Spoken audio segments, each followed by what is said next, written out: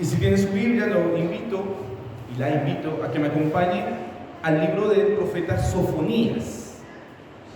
Sofonías es un libro que está al lado del libro de Habacuc, antes de Ageo. Son dos hojitas normalmente, así que por ahí se pueden pegar. Así que vaya conmigo al libro de Sofonías. Amén. Vamos a hacer una oración.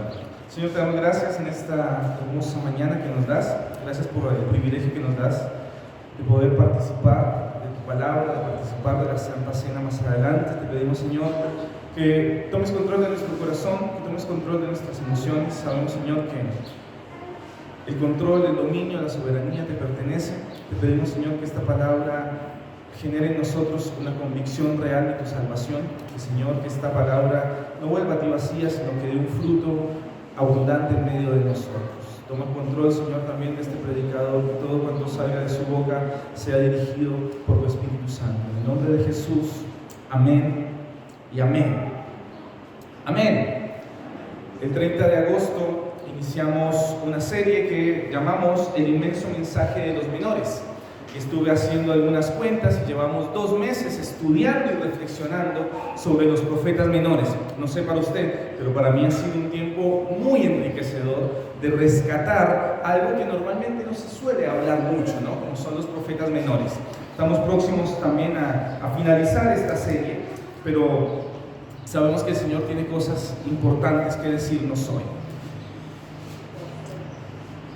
Cuando hablamos de Sofonías, estamos hablando de tal vez uno de los profetas de los que más datos e información tengamos, o por lo menos sepamos cuál es su procedencia. Si usted está allí en el libro de Sofonías, en el capítulo 1, versículo 1, dice, leo en la Reina Valera contemporánea: durante el reinado de Josías, hijo de Amón, rey de Judá, la palabra del Señor vino a Sofonías, hijo de Cusi, hijo de Gedalías, hijo de Amarías, hijo de Ezequías. Y ahí tienen nombres para futuros hijos. Sabemos sobre Sofonías quién es su padre, sabemos sobre Sofonías quién fue su abuelo, quién fue su bisabuelo y quién fue su tatarabuelo. ¿Se sabe usted esos datos de su genealogía? ¿No? Bueno, Sofonías sí. Ahora, ¿por qué es importante esta referencia sobre la genealogía del profeta? ¿Por qué inicia así el libro de Sofonías?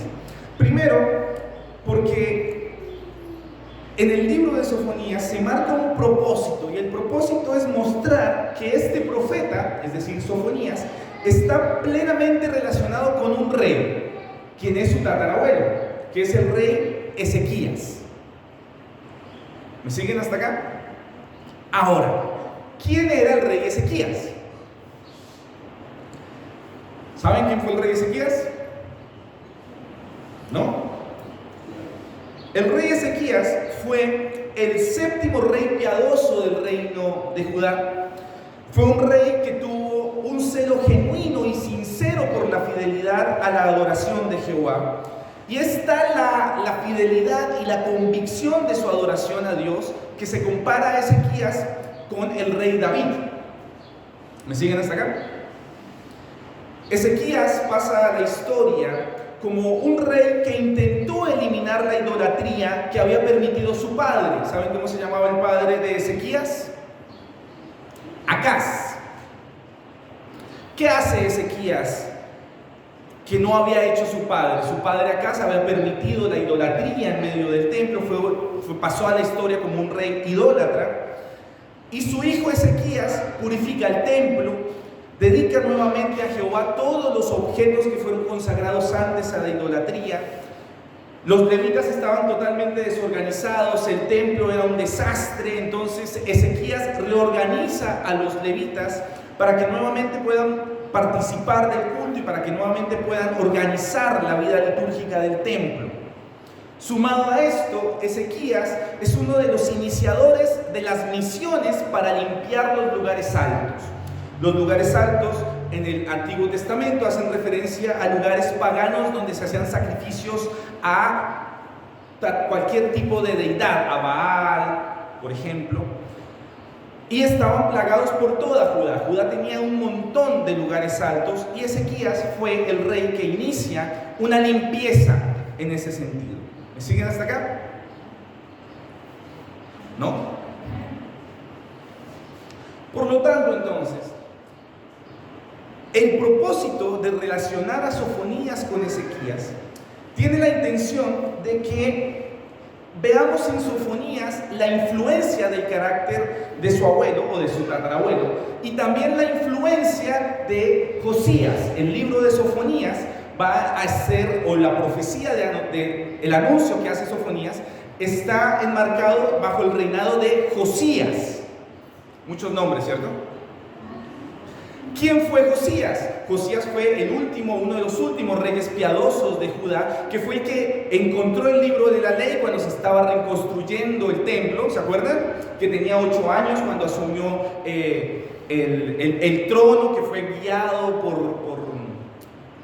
por sacerdotes o por profesores con mucha sabiduría, y él fue instruido en el temor de Jehová, y él inicia una reforma. ¿Se acuerdan de eso? Esta reforma es la última reforma que tiene el reino del sur, el reino de Judá, antes del exilio. ¿Están aquí? Por lo tanto, la intención de mostrar a Sofonías relacionado con Ezequías y con Josías en el medio es justamente la intención de mostrar un profeta que viene con una convicción de la importancia de tener una renovación religiosa, de tener una renovación espiritual en medio del pueblo y que se refleje en la individualidad de cada judío. ¿Me siguen hasta acá? Por lo tanto, Sofonías es un profeta leal a Dios como lo fueron sus abuelos, o como lo fue su abuelo, Ezequías. Sofonías en su libro nos va a presentar un tema, y es un tema que ha sido recurrente dentro de los profetas menores. Si usted tal vez se ha perdido algún sermón de los profetas, puede ir al canal en YouTube y allí los va a encontrar absolutamente todos. Sofonías nos va a presentar un tema, y el tema es la justicia y la misericordia de Dios, algo que no es ajeno a los demás libros proféticos menores. La mayoría de libros proféticos, sino casi todos, hablan de esta relación de justicia y de misericordia. Pero sumado a eso, constantemente cuando me tocan a mí los profetas, siempre me encuentro con profetas que añaden nuevos elementos dentro de sus profecías. Y con Sofonías no es la excepción, porque aparte de hablarnos de la justicia y de la misericordia de Dios, Sofonías nos habla de lo agradecido que debemos estar de tener a Dios como nuestro Salvador. Por lo tanto, Sofonías es un mensaje de justicia y de misericordia, pero también es un mensaje de gratitud y de acción de gracias por su obra salvadora. Ahora, ¿por qué estar agradecido de un Dios de justicia y de misericordia? Miren, Sofonías va a hablar nuevamente del día del Señor, algo que ya estuvimos trabajando con los profetas anteriores. Y el día del Señor es su ira, y el día del Señor es la consumación del pecado de la nación de Israel. Pero en medio de esa ira, Sofonías habla de la celebración de Dios al entregarnos salvación. Y déjenme decirlo una vez más. En Sofonías vemos a Dios celebrando la salvación que Él entrega. Y esto es un nuevo elemento en los libros proféticos, porque normalmente los que se gozan por la salvación son el pueblo, ¿o no? Bueno, con Sofonías, Dios celebra al entregar salvación. Dios se goza en dar salvación a las naciones. Dios se goza en redimir al mundo. ¿Me siguen hasta acá? Sofonías, y con esto finalizo mi introducción, es el último profeta antes del exilio. Y también es el último profeta del reino de Judá, del reino del sur. Por lo tanto, cuando nosotros leemos a Sofonías, hay muchas cosas que ya nos suenan en cierto sentido o en el buen sentido repetidas. ¿Por qué? Porque Sofonías en 3 capítulos sintetiza o resume todos los profetas que han venido antes de él. He definido o he titulado este sermón como la última advertencia. Sofonías es el último profeta antes del exilio y Sofonías es el último que va a advertirle al pueblo lo que va a suceder. Si ustedes recuerdan anteriormente con los otros profetas menores, siempre decíamos, está por llegar, ya viene, está a las puertas, está tocando el juicio. Bueno, a partir de este momento ya está el juicio. Es la última advertencia que el Señor da. Y luego aparecen los demás profetas, de los cuales ya el domingo anterior estuvimos hablando de Malaquías, que es un profeta que realiza su función en el exilio. Permítame desarrollar entonces con ustedes 3 puntos en este sermón. Y el primero lo definí como el peligro de vivir al límite. El peligro de vivir al límite. Versículo 2 del capítulo 1. Voy a destruir por completo todo lo que hay sobre la faz de la tierra. Palabra del Señor. Voy a destruir a los seres humanos y a las bestias. Voy a destruir a las aves del cielo y a los peces del mar. Eliminaré a los impíos y borraré de la faz de la tierra a la humanidad entera. Palabra del Señor. Voy a extender mi mano contra Judá y contra todos los habitantes de Jerusalén. Voy a borrar de este lugar los restos de Baal, los mismos que el recuerdo de sus ministros idólatras y sus sacerdotes. Versículo 6. Voy a acabar con los que se apartan de mis caminos y no me buscan ni me consultan. El día del Señor está cerca. Versículo 7. Guarden silencio en presencia de nuestro Señor y Dios. Ya está cerca el día del Señor. Ya el Señor ha preparado el sacrificio y ha purificado a sus convidados. Versículo 10. Cuando llegue el día, se escuchará un gran clamor desde la puerta del pescado, graves gemidos desde la segunda puerta y dolientes quejas desde las colinas. Palabra del Señor. Todos nosotros, tanto ustedes como yo, como seres humanos, nos gusta vivir al límite de las situaciones.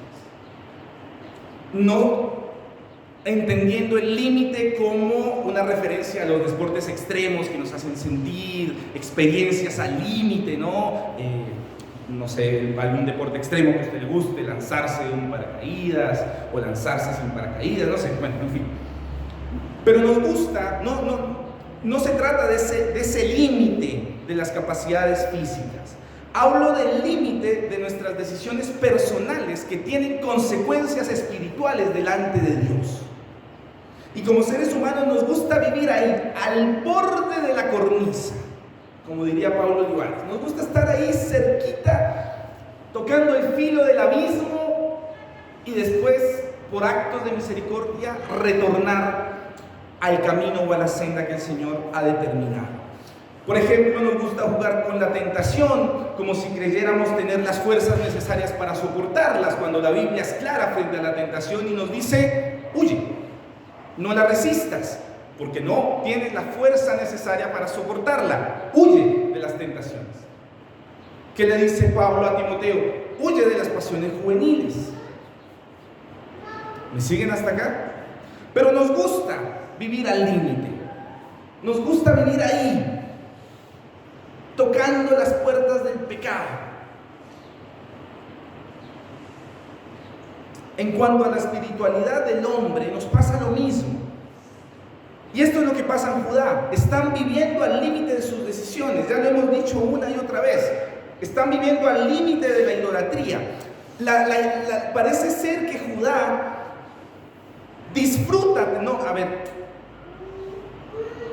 parece que Judá disfrutara tentar a Dios. Como que Judá ve lo que le pasa al reino del norte, ve que se cae el reino del norte, ve las consecuencias, ve por qué se cae, el Señor les advierte, pero el reino del norte le gusta, el reino del sur, que es Judá, le gusta vivir ahí tentando al Señor, como a ver qué vas, a ver, voy a pecar, no hiciste nada, otra vez, no hiciste nada, no vas a hacer nada. Pero mis amados hermanos, aunque tentemos al Señor o creamos tentar al Señor, el Señor es grande en misericordia, pero grande en su ira también. Amén. En términos argentinos, es como que Judá da la sensación de que le gusta hacerse el canchero con Dios. A ver, Dios, ¿qué es capaz de hacer con esto que yo hago? Y muchas veces ese es el reflejo de nuestra espiritualidad. A ver, Dios, ¿qué va a hacer? A ver, paso el límite. ¿Qué hiciste? No hiciste nada. Entonces, traspasemos los límites. Total, las delimitaciones son subjetivas. Mi amado hermano, lo que el Señor establece es un límite muy delgado entre la santidad y la idolatría, entre la libertad y el libertinaje.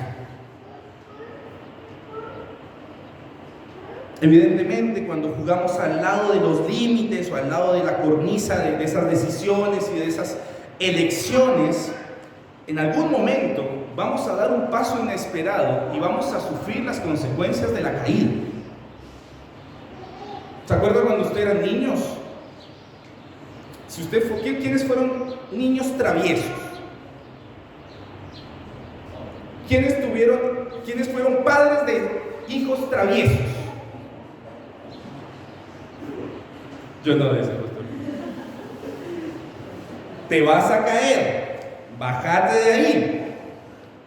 Que te vas a caer, que te bajes de ahí. ¿Y qué pasaba? Me rompí la cabeza. Nos gusta vivir al límite, pero nos vamos a tropezar en algún momento y nos vamos a golpear. El mensaje de Sofonías, en este sentido, resalta justamente las consecuencias de vivir al límite del abandono de Dios. Judá tenía a Dios, pero tenían a Dios lo necesariamente cerca, o se acercaban a Dios solamente lo necesario para fingir o para parecer cristianos. Pero estaban lo suficientemente alejados para hacer lo que les viniera en gana. Hoy estoy citando muchos músicos. Alex Campos, usted seguramente lo ha escuchado y lo conoce, tiene una canción muy interesante que dice en uno de los estribillos: tan lejos, tan cerca, ¿dónde estaré? Hoy amo tu nombre, mañana, no sé. Ahí al límite. A ver qué pasa mañana. A ver si me dan ganas de hacer algo. A ver si me dan ganas de servirte. A ver si me dan ganas de adorarte. ¿Me siguen hasta acá? Cuando leemos el inicio de Sofonías, nos damos cuenta que el inicio de la profecía es muy radical, es muy cruda. No sé usted, pero yo leo el inicio de Sofonías y me da escalofríos, porque no hay una introducción. No dice, bueno, y el pueblo de Israel continuaba haciendo sus actos de idolatría. No dice eso, dice directamente que va a destruir todo, que Dios va a destruir todo. Ya no hay advertencias. Y si las hay, esta es la última. Ya no hay una introducción sobre el por qué. Hay una determinación y una descripción del cómo. No por qué va a pasar eso, sino cómo va a pasar. Versículo 7, dice la Reina Valera contemporánea: guardemos silencio en presencia de nuestro Señor y Dios. Ya está cerca el día del Señor. Ya el Señor ha preparado el sacrificio y ha purificado a sus convidados. ¿Por qué el Señor pide silencio? Porque el Señor dice: guarden silencio en mi presencia. Dios pide silencio a través de Sofonías para determinar o para entregar la necesidad de la sumisión y la obediencia a Dios. Ahora, este guardar silencio delante de Dios no es un silencio pasivo, porque muchas veces creemos que vivir el cristianismo es vivir un cristianismo pasivo. ¿Qué es un cristianismo pasivo? Un cristianismo sin convicción, un cristianismo sin discipulado, un cristianismo en el que no abrimos la boca para hablar las buenas nuevas de salvación, un cristianismo que se parece más al mundo que al reino de los cielos. ¿Qué es guardar silencio delante de Dios? No es un silencio activo, es todo lo contrario. Dios es un Dios activo. Por lo tanto, el cristianismo es activo. Por lo tanto, todo aquel que participa del discipulado de Cristo es activo. ¿Me siguen hasta acá? ¿Qué significa entonces permanecer en silencio delante de Dios? Era una forma, o es una forma, que se expresa varias veces en el Antiguo Testamento para expresar la importancia de leer la palabra de Dios, pero detenidamente, de ser cuidadosos con lo que leemos y cómo lo leemos. Des en cuenta que Sofonías dice: guarden silencio delante del Señor, el día del Señor está cerca. ¿Qué es lo que está planteando allí el profeta? Vayan a la revelación y des en cuenta que lo que está por acontecer ya se los estuvieron advirtiendo, pero ustedes no han prestado atención. Se les ha hablado de que es necesario el arrepentimiento, se les ha hablado de que incluso Dios desea la obediencia por encima de los sacrificios, pero ustedes siguen empecinados en no obedecer. ¿Por qué? Porque no han guardado silencio delante de su presencia, es decir, no se han detenido a leer con cuidado lo que Dios dice en su palabra. ¿Me siguen hasta acá? Nos encanta leer diario, nos encantan leer revistas, no tengo nada en contra de que usted lea el diario, de que usted lea farándula, de que usted se informe de avances científicos, no estoy absolutamente en contra de eso, qué bueno que lo haga. Pero si usted se esfuerza más en conocer las noticias que en leer la palabra, hay algo que está en desequilibrio. Hay algo que está en desequilibrio.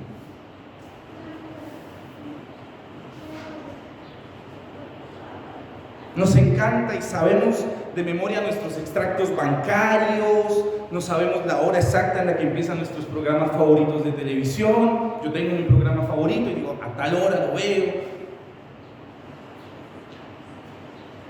Pero es la misma actitud con la palabra del Señor. Es la misma actitud que tenemos de estar ansiosos y dispuestos a leerla.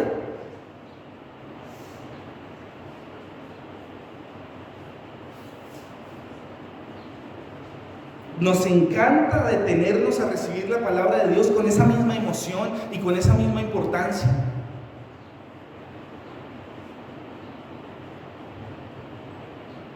Miren, muchas veces no sabemos lo que Dios desea hacer o no sabemos lo que Dios quiere que hagamos porque no nos preocupamos por leer en silencio.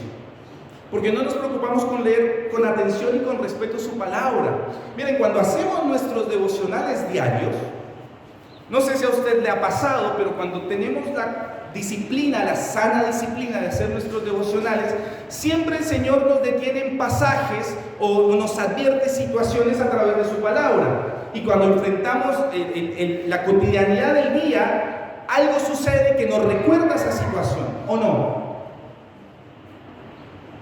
¿Cómo lo hace el Señor? A través de su palabra. ¿Cuándo? Cuando nos detenemos a leer con amor y temor su palabra. ¿Me siguen hasta acá? ¿Qué te dijo Dios hoy antes de venir a la iglesia?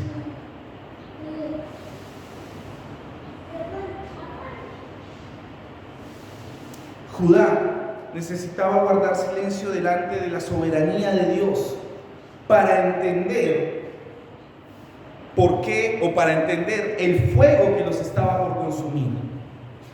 Y que ese fuego que estaba por consumirlos estaba siendo advertido. Ya había venido en advertencia. Y la advertencia de cómo contenerlo. Pero no se detuvieron a leer. ¿Me siguen aquí? ¿Hace calor? No sabe el calor que se queda arriba. Voy a mi segundo punto. Es probable que llores. Ese es el segundo título. Es probable que llores. Versículo 11. Dice la Reina Valera 60 He-Man, dice la Reina Valera contemporánea: lloren, habitantes de Mactes, porque todo el pueblo de mercaderes ha sido destruido. Han sido destruidos todos los que traían dinero. Muchas veces leemos diversidad de pasajes de la Biblia como si fuera algo alejado de nosotros. Es decir, como que si lo que Dios quiere para nosotros es solamente las partes de bendición, de promesa, de privilegio, pero la verdad es que la Biblia no es para que usted agarre lo que a usted o a mí nos guste, sino para que nos la comamos completa. Entonces también la Biblia tiene responsabilidades y la Biblia también presenta castigos.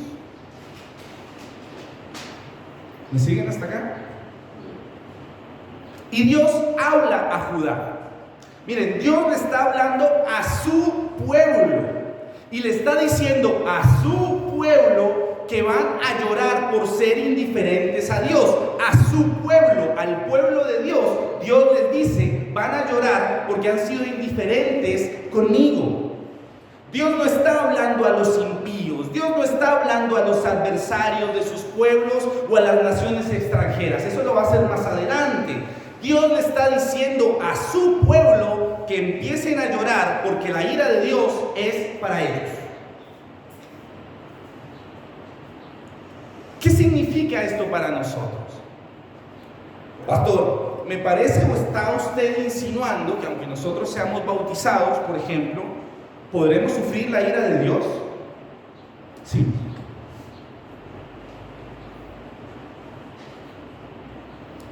Sí. Miren, muchas veces me he encontrado en mi humilde carrera ministerial con personas que anhelan bautizarse y se bautizan y nunca más pisan una iglesia, o que les dura la convicción lo que dura la nafta del impulso del bautismo y no vienen más a la iglesia.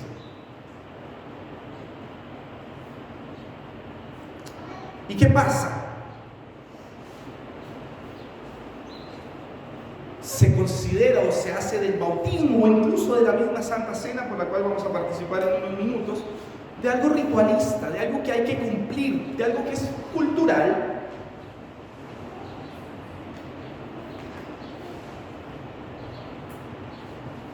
Debemos vivir de acuerdo a su palabra. Debemos vivir considerando lo significativo de nuestra conversión. La conversión del hombre en la salvación, o para la salvación del hombre, no es algo cultural. Es decir, no se va a salvar el mundo porque haya un presidente que es cristiano y todos sean definidos como cristianos. No va a pasar. Pasó con Constantino y dejó una huella tremenda en medio del cristianismo, una huella mala. Miren, Judá había sido advertida una y otra vez de su caída. Y era una advertencia de lo que les iba a suceder como pueblo de Dios si se alejaban de Dios. Pero aún así, no les sirvió de nada. No tuvieron a Dios como su gran estima. No valoraron la elección que Dios había hecho por ellos. Por eso les digo una vez más, Dios le dice a su pueblo, digámoslo en términos contemporáneos, Dios les dice a los cristianos: para ustedes es la ira. Y no suena atractivo el mensaje de Sofonías, o por lo menos no hasta este momento. ¿Hay alguien acá? Versículo 17: afligiré a los mortales por haber pecado contra mí, andarán como ciegos, su sangre será esparcida como el polvo, su carne será como estiércol. Sofonías viene delante de nosotros como profeta de Dios y nos pregunta: ¿dónde depositas tu corazón? Tanto trabajar, tanto tener para gastar, ¿en eso encuentras vos la plenitud?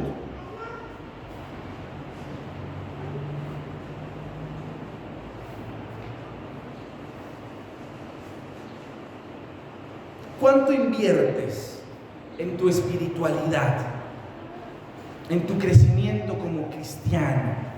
¿Cuánto invertimos en nuestro conocimiento de Dios? ¿Realmente usted conoce a Dios? ¿Realmente usted y yo conocemos a Dios? ¿O de oídas te he oído? Mis amados hermanos, hay algo que a mí me angustia como pastor, y es que algún día usted y yo, delante de la eternidad del Señor y delante de su santidad, Él nos diga: no tengo ni idea quién sos, apártate de mí, hacedor de maldad. Dios nos libre. ¿Cómo trabajas? ¿Cuánto trabajas en tu espiritualidad? Lo hemos dicho varias veces. El reino de Judá decía: tenemos el templo, ya está, con tener el templo no va a pasar nada. Mis amados hermanos, luego cuando uno va al libro de Jeremías, dice que no quedó piedra sobre piedra, y que la ciudad y que lo que había sido el reino de Judá quedó como una tierra salvaje. ¿Vio el desierto del Sahara o ha visto imágenes de un desierto? Bueno, así quedó el imperio de Judá.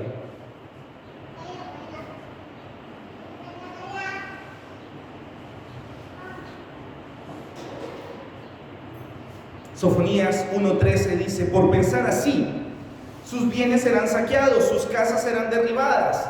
Construyen casas, pero no las van a llegar a habitar. Plantan viñas, pero no van a llegar a beber su vino.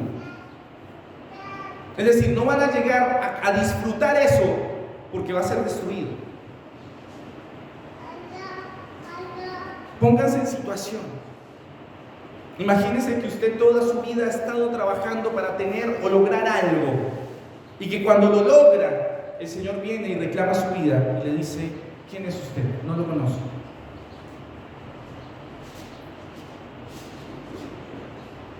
¿Se acuerdan de la parábola de aquel jornalero que hizo cuentas y dijo: tengo todo para vivir cómodamente? Guardó todos sus graneros y dijo: ay, voy ahora a reposar, a pasarla bien, tranquilo, porque tengo comida, tengo recursos para vivir toda mi vida. ¿Y qué le dice el Señor? Necio, necio, hoy vienen a reclamar tu vida y eso se acaba. Eso es lo que Sofonía nos viene a plantear. Todo lo que usted ve a su alrededor se va a acabar, pero si hay algo que no se acaba, es su eternidad. ¿Por qué? Porque usted es hecho a imagen y semejanza de Dios, y por lo tanto usted es eterno, y va a dejar de vivir en esta tierra física, pero hay una eternidad.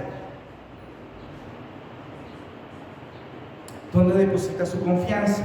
¿Dónde deposita su seguridad? ¿Cuánto invierte usted en conocer a Dios? ¿Lo conoce? Una vez más, porque si no lo conocemos, nos vamos a encontrar en la eternidad con grandes sorpresas. Y no podemos decir: Señor, es que yo no sabía. El Señor nos va a responder como le dijo al rico: a Moisés y a los profetas tuvieron y no les hicieron caso. Tuvieron la revelación y no la quisieron creer. ¿Me siguen hasta acá? Versículo 18: en el día de la ira del Señor nada podrá librarlos, ni su plata, ni su oro, porque toda la tierra será consumida por el fuego de su enojo. En un abrir y cerrar de ojos, el Señor destruirá a todos los habitantes de la tierra. Lo material se esparce por el fuego, se quema, no son eternas. Pero usted y yo, al ser hechos a imagen y semejanza de Dios, tenemos una condición eterna. Lo material se acaba, pero usted no se acaba. No es que dejamos de existir y se acabó la película, fin. No, vamos a una eternidad. Tenemos que pasarla en algún lado, en la gloria o en el llanto y crujir de dientes. ¿Me siguen hasta acá? Mis amados hermanos, si yo terminara acá el sermón, creo que nos iríamos con un sabor muy amargo de boca. ¿O no? ¿Lo dejamos hasta acá? Porque nos iríamos a nuestras casas creyendo que Dios está está buscando ira y destrucción para nosotros, que está buscando la piedrita del zapato para condenarnos. Y mis amados hermanos, Sofonías nos entrega un resumen de lo que va a ser la salvación. Y es hermoso.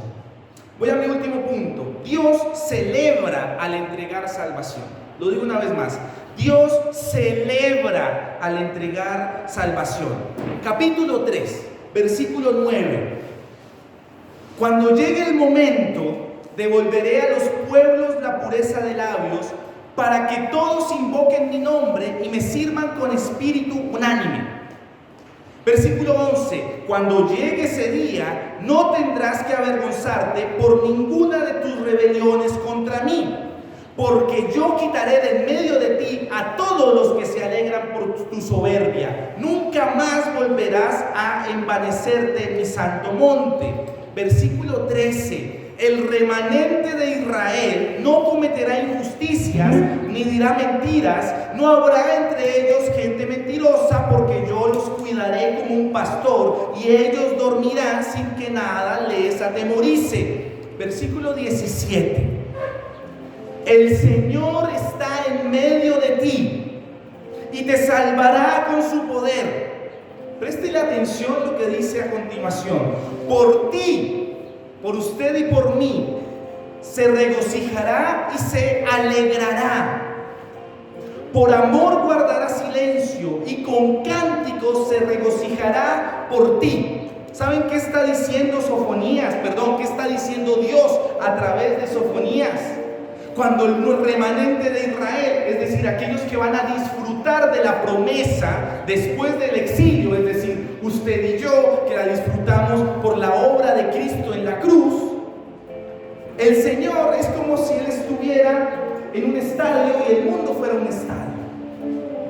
Y cuando Él saca al remanente de Israel del exilio de Babilonia, los rescata o los vuelve, les permite volver a Israel y reconstruir la nación, es como que el Señor se detiene y guarda silencio, pero es un silencio de gozo, es un silencio de alegría, es un silencio en el que el Señor mira la creación y dice: ahora me pueden alabar, ahora me pueden exaltar, ahora sus labios van a declarar con firmeza y con convicción que han sido salvados. Y yo me gozo, dice el Señor, en esa salvación que entrego. ¿Ustedes creen que el Señor se goza al entregar su ira? No, Sofonías lo deja claro. Dios en Sofonías dice: por amor guardaré silencio y me gozaré con cánticos. El Señor canta por su salvación. ¿Hay alguien aquí? Y esta verdad tendría que hacerle usted explotar de gozo y de alegría. Denle un aplauso al Señor y póngase de pie ahí donde está, por favor.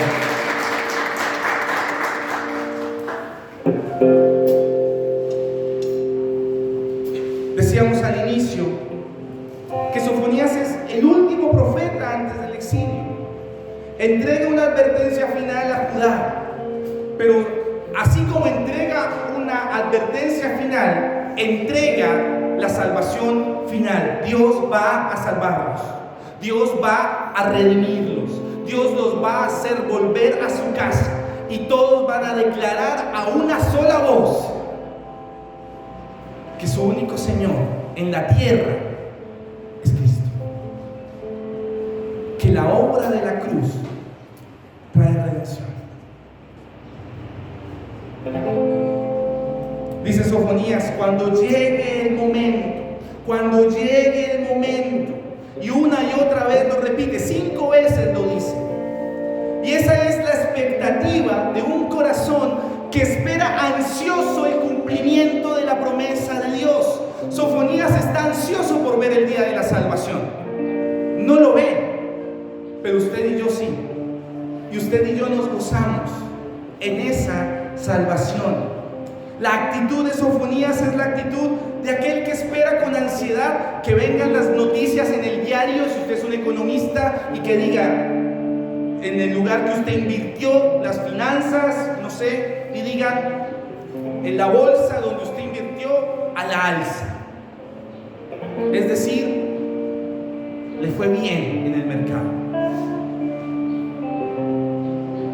Es la expectativa del padre que ve regresar al hijo pródigo a su casa.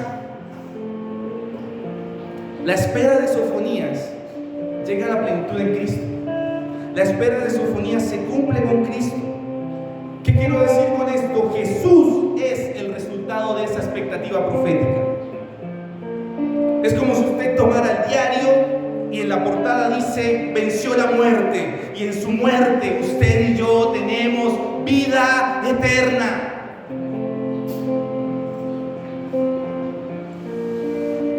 Concluyo con esto. Mark Dever dice sobre los últimos versículos de Sofonías: el juez se ha convertido en padre. El guerrero se ha convertido en amante. Si hoy hay una serie o un sermón que quiero que usted guarde en su corazón, me atrevo a pedirle que guarde esto. ¿Sabe por qué? Porque probablemente puede que esta sea la última advertencia. Si hoy viene el Señor y nos lleva a su presencia, nos debemos presentar delante de Él. Si lo tenemos a Él como nuestro intercesor, Él va a celebrar nuestra salvación. Él va a alegrarse.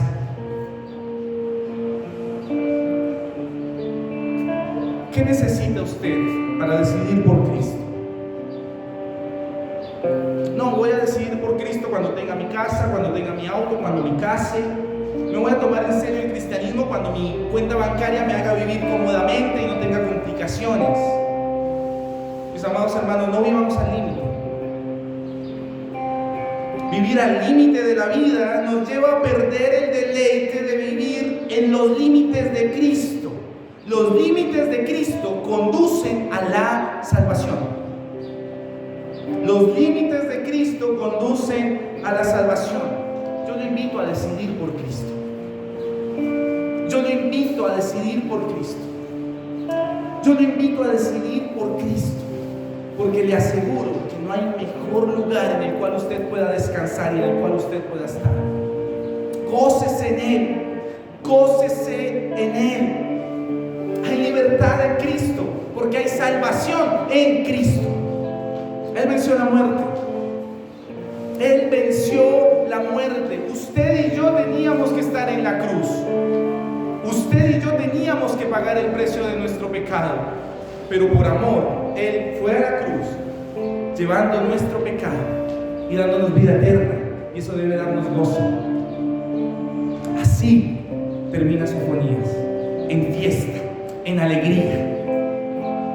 ¿Terminamos en fiesta y en alegría antes de pasar a la Santa Cena? ¿No?